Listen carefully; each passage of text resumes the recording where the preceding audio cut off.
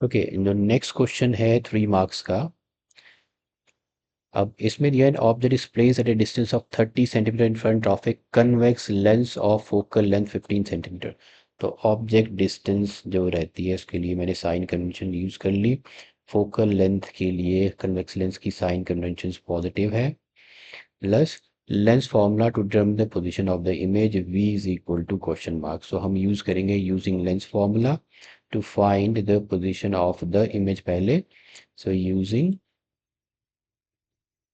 Lens formula. So according to this formula 1 upon v minus 1 upon u is equal to 1 by f, जहाँ v जो है वो image distance, u object distance है from the lens. Sign convention v आपको find out करना है, u जो है वो -30 है, फोकल लेंथ आपको दे रखी है +15, नेगेटिव नेगेटिव हो जाएगा पॉजिटिव। तो यहाँ से मैंने ये साइन ही हटा दिया, या आप नेक्स्ट स्टेप में भी लिख सकते हो इसको। नेक्स्ट स्टेप में लिख लेते हैं। तो 1 upon v plus 1 by 30 is equal to 1 by 15 which gives me 1 by v is equal to आ गया 1 बाय 15 माइनस 1 बाय 30। ओके 30, तो यहाँ आ गया 2 माइनस 1 विच इज 1 बाय 30। तो ये हो जाएगा v इज इक्वल टू आ गया 30 सेंटीमीटर। तो 30 सेंटीमीटर का मतलब है कि it's formed on the right side of the lens.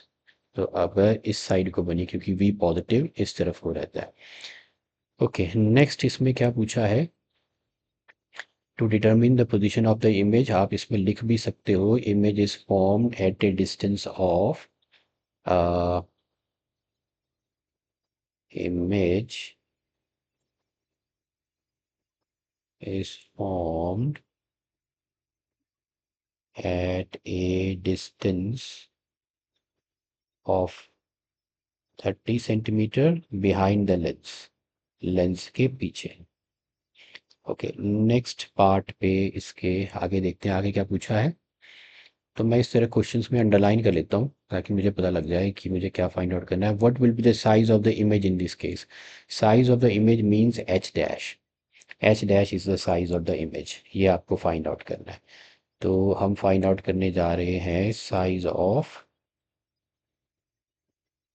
Image which is H dash. Now हमें पता है जो मैग्निफिकेशन है ना, that is the ratio of image height to the object height. Magnification जो है लेंस के केस में इट्स v बाई u, दोनों हमें पता है।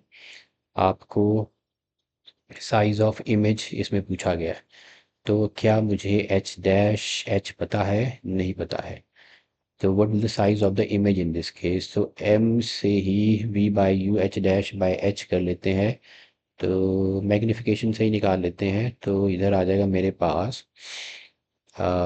H dash by H. So v जो है दिस अपना आया है 30, u जो था दैट वाज -15, -30।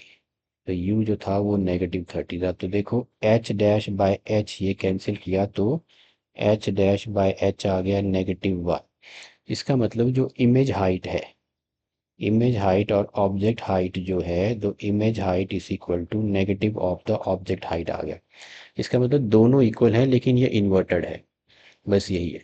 तो आप लिखोगे image size is equal to object size, image size is equal to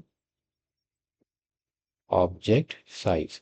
या इस क्वेश्चन को, इस पार्ट को आप ऐसे भी अटेम्प्ट कर सकते हो, जो साइज वाला पार्ट है आप सीधे सीधे मैग्निफिकेशन निकालो। मैग्निफिकेशन होती है v बाई यू। तो m is equal to v जो था वो आया था इस केस में कितना 30, और u था -30, तो मैग्निफिकेशन आ गई -1। तो मैग्निफिकेशन नेगेटिव, नेगेटिव का मतलब है image is real and inverted, real and inverted. और वन जो है, one indicates that the image size is equal to object size. अगर वन से बड़, अगर ये नंबर जो है तो साइन बताएगा आपको इमेज रियल है या इन्वर्टेड है। नेगेटिव है तो इन्वर्टेड और रियल होगी, पॉजिटिव होगी तो वर्चुअल एंड राइट। और ये जो नंबर है वन, अगर ये वन से कम हुआ तो image is shorter than the object, अगर वन से ज़्यादा हुआ तो image is bigger than the object.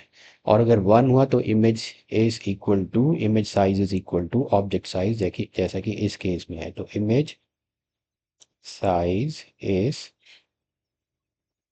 Equal to object size.